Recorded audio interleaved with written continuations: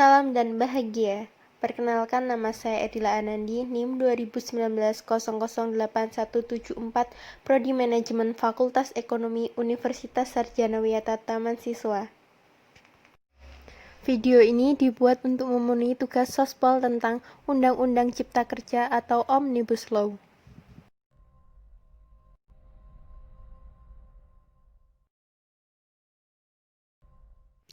Senin, 5 Oktober 2020, DPR RI telah mengesahkan Omnibus Law, rancangan Undang-Undang Cipta Kerja menjadi undang-undang, melalui rapat paripurna. Rapat paripurna ini terbilang kilat dan mengejutkan banyak pihak. Pasalnya, rapat tersebut hanya berjarak 2 hari sejak pengesahan tingkat 1 pada Sabtu 3 Oktober 2020 lalu. Dalam rapat paripurna ini, 9 fraksi di DPR kembali menyampaikan pandangan mereka soal rancangan Undang-Undang Cipta Kerja.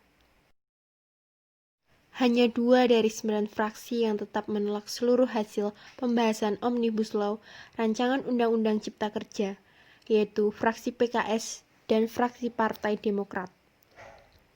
Hasilnya, rancangan Undang-Undang Cipta Kerja tetap disahkan menjadi undang-undang karena mayoritas fraksi di DPR dan pemerintah sepakat. Dan di sini saya menolak Undang-Undang Cipta Kerja, karena menurut saya undang-undang ini akan sangat merugikan dan akan merusak kesejahteraan.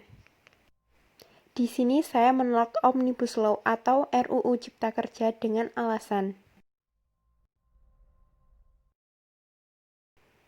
Dan berikut ini adalah poin-poin yang membuat saya menolak Omnibus Law atau RUU Cipta Kerja.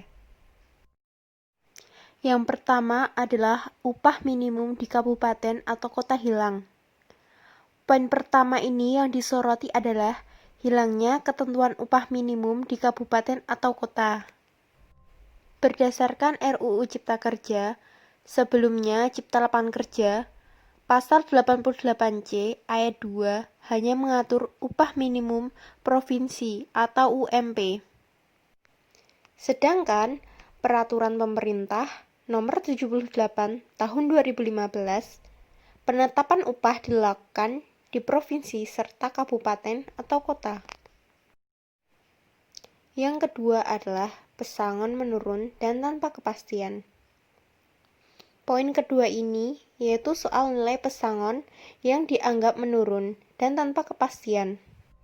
Nilai pesangon bagi pekerja yang terkena pemutusan hubungan kerja atau PHK turun karena pemerintah menganggap aturan sebelumnya tidak implementasi.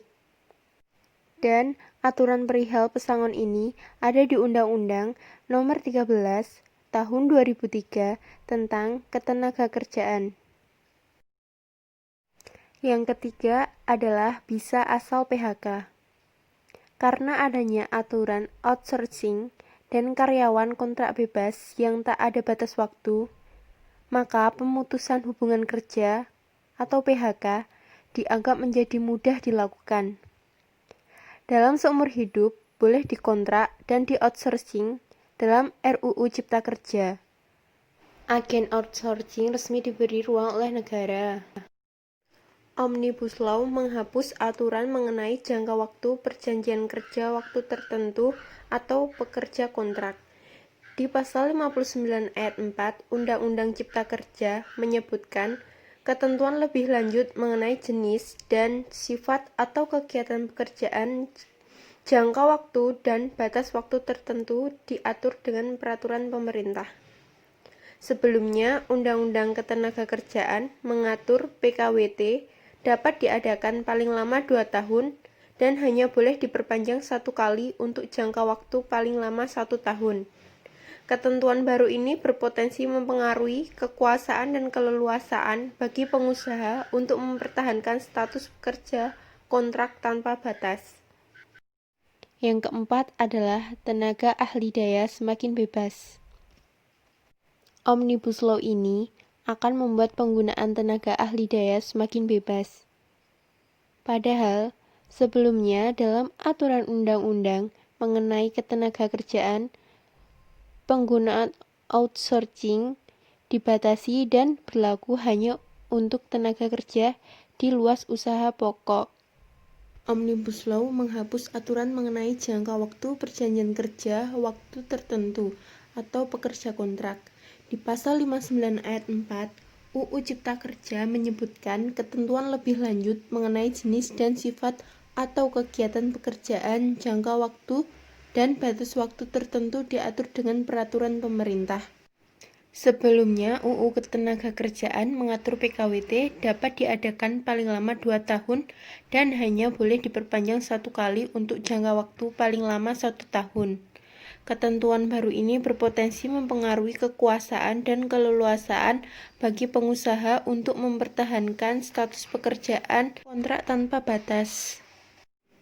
Yang kelima adalah penghapusan sanksi pidana perusahaan.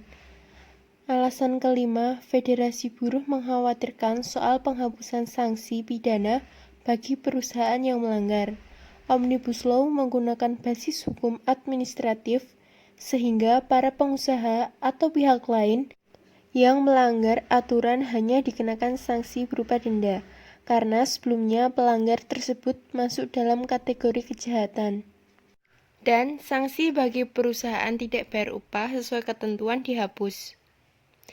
Dalam pasal 91 ayat 1 Undang-Undang Ketenagakerjaan telah mengatur pengupahan yang ditetapkan atas kesepakatan antara pengusaha dan pekerja tidak boleh lebih rendah dari ketentuan pengupahan yang ditetapkan peraturan perundang-undangan yang berlaku.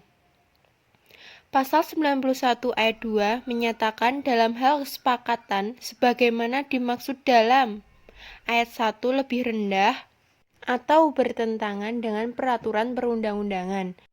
Kesepakatan tersebut batal demi hukum, dan pengusaha wajib membayar upah pekerja atau buruh menurut peraturan perundang-undangan yang berlaku. Dan pada pasal 91, aturan soal larangan membayarkan besar upah di bawah ketentuan juga dijelaskan pada pasal 90 Undang-Undang Ketenagakerjaan. Namun, dalam Undang-Undang Cipta Kerja, ketentuan 2 pasal di Undang-Undang Ketenagakerjaan itu dihapuskan seluruhnya. Dan yang terakhir adalah aturan jam kerja yang eksploitatif. Pada pasal 89 RUU Cipta Lapangan Kerja, poin 22 berisi perubahan dari pasal 79 UU nomor 13 tahun 2003 tentang ketenagakerjaan. Isinya, pengusaha wajib memberi waktu istirahat dan cuti bagi pekerja.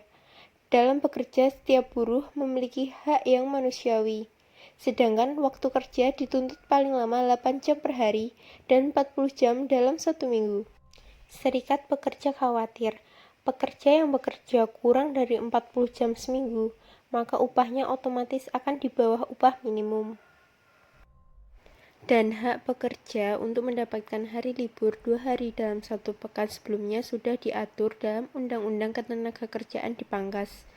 Pada pasal 79 ayat 2 huruf B mengatur pekerja wajib diberikan waktu istirahat mingguan 1 hari untuk 6 hari kerja dalam 1 pekan.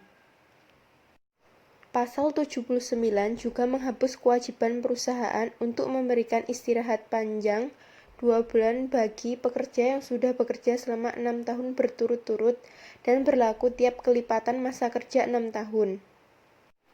Pasal 79 ayat 3 hanya mengatur pemberian cuti tahunan paling sedikit 12 hari kerja setelah pekerja atau buruh bekerja selama 12 bulan secara terus-menerus. Pasal 79 ayat 4 menyatakan pelaksanaan cuti tahunan diatur dalam perjanjian kerja, peraturan perusahaan atau perjanjian kerja bersama. Kemudian pasal 79 ayat 5 menyebut perusahaan tertentu dapat memberikan istirahat panjang yang diatur dalam perjanjian kerja, peraturan perusahaan atau perjanjian kerja bersama.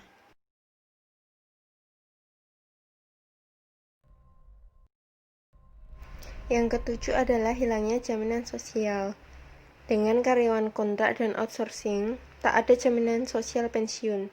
Pekerja yang haid, sakit, dipotong gaji. Yang kedelapan adalah karyawan dikontrak tanpa batas. Pemerintah menghapus aturan perjanjian kerja antar waktu pada Pasal 59 Undang-Undang Nomor 13 Tahun 2003 tentang Ketenagakerjaan. Penghapusan ini diketahui melalui draft Omnibus Law RUU Cipta Lapangan Kerja yang sudah disampaikan oleh pemerintah ke DPR. Aturan tersebut berlaku untuk semua jenis pekerjaan. Dan jika seseorang bekerja bisa seumur hidup lamanya. Dan yang terakhir adalah penggunaan tenaga kerja asing (TKA). Aturan ini dikhawatirkan dan karena berpotensi untuk penggunaan buruh kasar bebas, karena tak perlu izin tertulis dari menteri. Jika aturan ini dihapus, justru akan lebih membuka peluang besar dan industri startup dan lembaga pendidikan TKA bebas bekerja.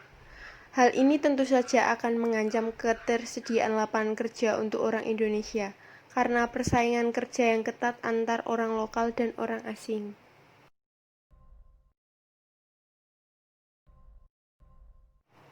Karena poin-poin tadilah yang membuat saya menolak Omnibus Law. Sekian yang bisa saya sampaikan. Terima kasih. Salam dan bahagia.